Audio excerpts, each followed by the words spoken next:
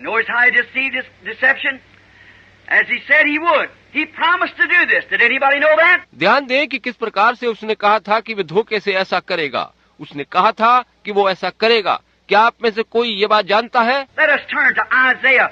If you want some of these scriptures, I ought to quote more of them, I guess. आइए यशायाह नबी की किताब में देखें। आप चाहें तो ये हवाले नोट कर लें। मेरा विचार है कि मुझे कई और हवाले बताने हैं। Let's turn to Isaiah, the 14th chapter, just a moment, and just see what Satan said here, just a moment. आइए हम यशायाह 14 अध्याय निकालें और देखें कि शैतान ने क्या कहा था। एक क्षण में हम ये देखेंगे। In Isaiah 14, we'll read it. यशायाह की पुस्तक के 14वें अध्याय में से हम इसे पढ़ेंगे। And watch what this fellow done. देखिए कि इस आदमी ने क्या किया। Isaiah 14, begin with the 12th verse. यशायाह 14 और 12वीं आयत से हम पढ़ते हैं। How art thou fallen from heaven, O Lucifer, son of the morning? हे भोर के चमकने वाले तारे, तू क्यों कर आकाश से गिर पड़ा है? How art thou cut down to the ground, which didst weaken the nation? तू जो जाति जाति को हरा देता था, अब तू कैसे काट कर भूमि पर गिराया गया है? For thou hast said in thy heart, I will ascend into heaven. तू अपने मन में कहता तो था कि मैं स्वर्ग पर चढ़ूंगा। I will exalt my throne above the stars, that's sons, stars of God. मैं अपने सिंहासन को परमेश्वर के तारा गण यानी पुत्रों से अधिक ऊंचा करूंगा। And I will set also upon the mount of the congregation the side of the north. और उत्तर दिशा की छोर पर सभा के पर्वत पर बिराजूंगा। And I will ascend above the heights of the clouds, and I will be like the Most High. मैं मेघों से भी ऊंचे ऊंचे स्थानों के ऊपर चढ़ूंगा।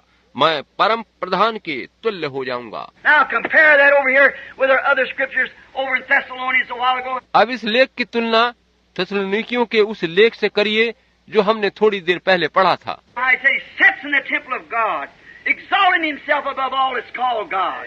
किस प्रकार से शैतान परमेश्वर के मंदिर में बैठकर स्वयं को परमेश्वर जाहिर करता है, So that he as God is worshipped as God upon the earth. ताकि वह परमेश्वर के तुल्य ठहर कर धरती पर परमेश्वर की तरह अपनी पूजा कराए। There's the God of this world I preached to you about last Sunday. इस धरती का एक ईश्वर है जिसके बारे में मैंने पिछले रविवार को आपको वचन प्रचार किया था। Here he is today in deceit. वह आज यहाँ पर धोखे से है। That treacherous hour.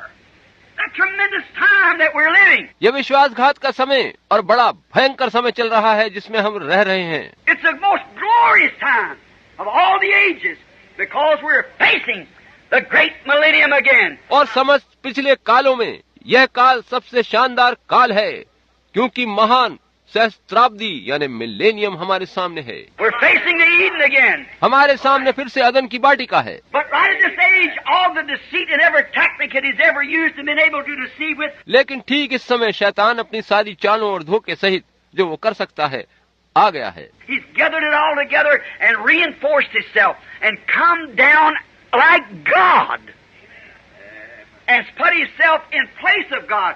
Religious. उसने एक बार फिर से खुद को समस्त धोखे और चालाकी से सजाकर धार्मिक वेश धारण करके वह परमेश्वर बनकर आ गया है और उसने खुद को खुदा जैसा जाहिर किया है। And can quote the scripture and can tell you scripture just as Satan did to Eve in the Garden of Eden. वह आपको वचन के हवाले बता सकता है, वचन प्रचार कर सकता है, ठीक वैसे ही जैसे उसने अदन की वाटिका में हव्वा के साथ किया था। But leave out one spot of it. It's all he has to do. Make that gap. मगर ऐसा करते समय वो एक बिंदु वचन छोड़ देता है।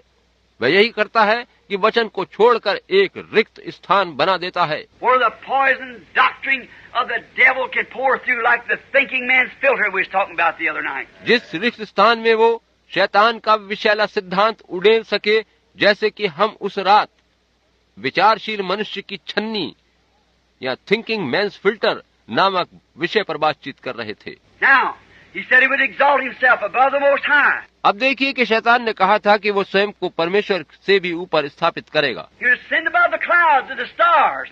वह बादलों व आकाश के तारा गुणों से भी ऊपर बढ़ जाएगा And he would sit there like God and be above the Most High.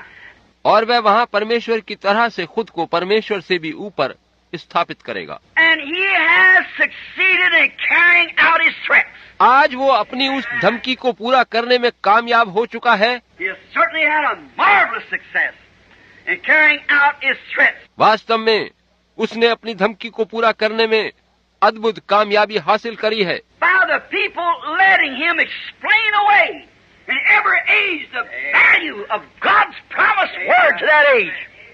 ऐसा उसने प्रत्येक काल के लोगों को उस समय के परमेश्वर के वायदा किए वचन से अलग हटाकर और मिथ्या झूठी बातें समझाकर किया है। That's exactly how he's done it. ठीक ऐसा ही उसने किया है। Every age he explained it away. प्रत्येक काल में उसने वचन को इस प्रकार से समझाया कि लोग उससे दूर हो गए। In the days of Noah he explained that it was impossible for it to rain from heaven, for there's no rain up there. नूह के समय में उसने समझाया कि वर्षा होना एकदम असंभव है, क्योंकि आकाश में ऊपर कोई जल नहीं है। Great scientific gospel that he preached in the Garden of Eden, he could shoot the instruments to the moon and prove there's no moisture up there. अदन की वाटिका में शैतान ने जो महान वैज्ञानिक सुसमाचार प्रचार किया था, उसके द्वारा बने यंत्रों से वह चंद्रमा तक का हिसाब जान सकता था कि वहाँ ऊपर कोई नमी तक नहीं है। But God said there would come a rain.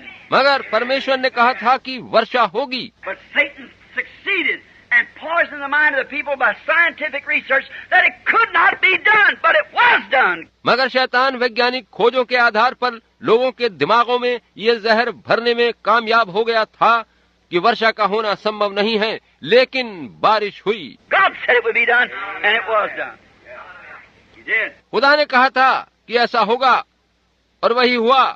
उसने वैसा ही किया, यकीनन वैसा ही हुआ। Now in the days of Jesus, he did the same thing. अब देखें कि यीशु के समय में भी उसने वही किया। He poisoned their minds again by deceit.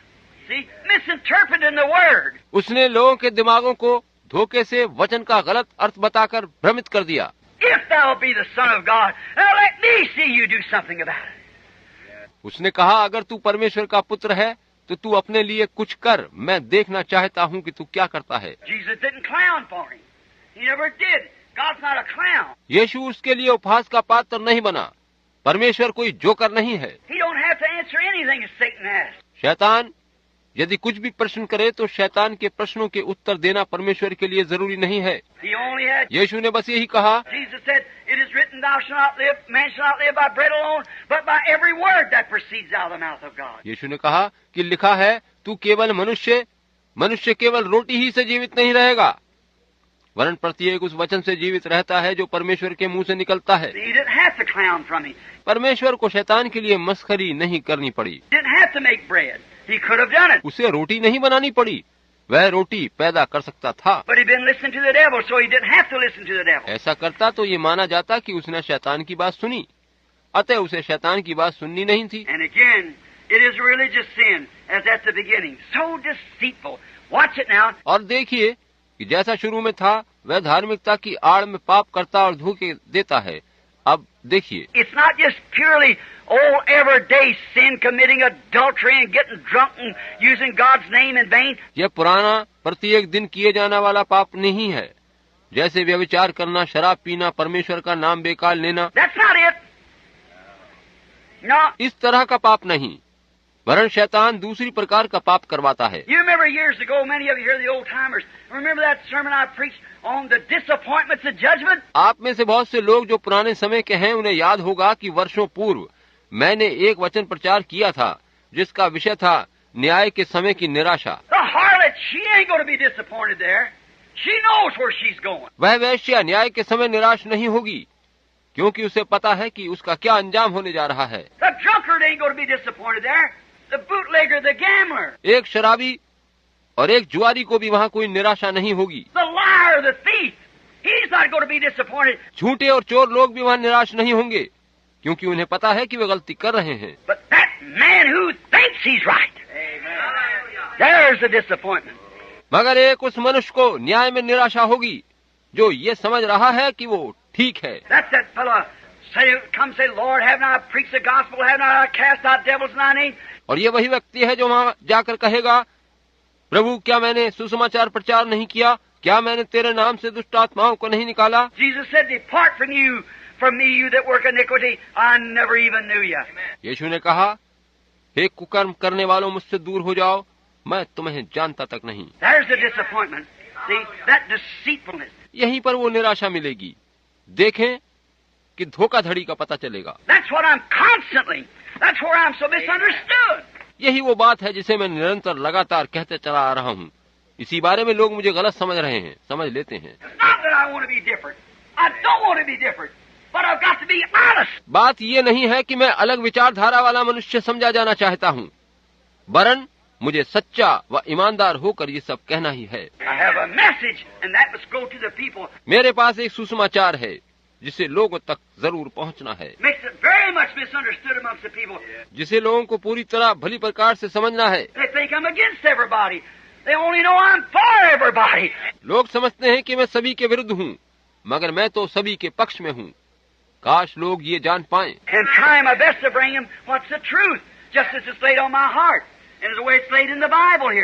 मेरा भरसक परितन यही है कि मैं उनको वो सत्य बताऊं जो मेरे दिल पर बोझ के रूप में है, और उसे पवित्र शास्त्रानुसार ही बताऊं। परमेश्वर ने उसे सत्य प्रमाणित कर दिया है, अतः इस बारे में और कुछ नहीं किया जा सकता। अतः लोग या तो इस सत्य को देखें, समझे, जाने, या फिर अस्वीकार करें। देखिए कि वे सच्चाई को देखना नहीं चाहते, क्योंकि वो पहले ही बिक चुके हैं। उन्होंने अपने पहलौठे का अधिकार किसी धार्मिक समुदाय या नामधारी गिरजे को बेच दिया है।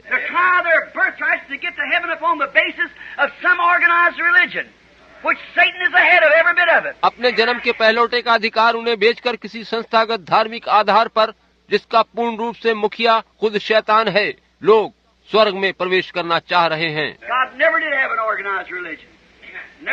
परमेश्वर ने कभी भी संस्थागत धर्म को नहीं बनाया, कभी नहीं। और लोगों ने उन्हीं को स्वयं को बेच डाला है। वह कुछ लोगों की मंडली वचन का गलत अर्थ लगाती है और लोगों से कहती है कि इसका अर्थ ये है, इसका अर्थ वह है। परमेश्वर को किसी अनुवादक की आवश्यकता नहीं, वह अपना अनुवादक स्वयं है। उसे जरूरत नहीं कि कोई उसे समझाए कि कैसे क्या करना है, क्योंकि वह तो संप्रभुता संपन्न और सामर्थी है। वो पहले से कह देता है किस प्रकार वो क्या करेगा, और उसी रीत से वो अपने वचन को पूरा करता है। जब उसने कहा कि विश्वास करने वालों में ये चिन्ह होंगे, तो उसका ठीक वही अर्थ था, वैसे ही चिन्हों को होना है।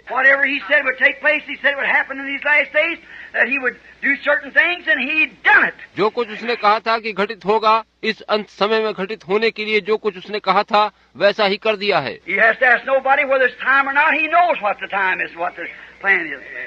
उसे किसी से नहीं पूछना है कि किस बात का समय है या नहीं, क्योंकि वह जानता है कि समय क्या है और उसकी योजना क्या है।